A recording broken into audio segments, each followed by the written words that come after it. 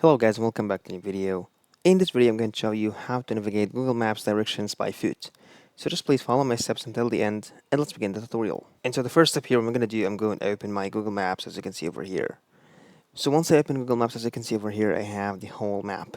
So for example, if I go to Denver as you can see over here, and I would like to go to Target as you can see over here. So I click on it and now I click on directions and then over here I click on choose location. So you can either write your location or you can choose on map. So I click over here and I'll choose, for example, Family Dollar. And I click on it and then choose OK.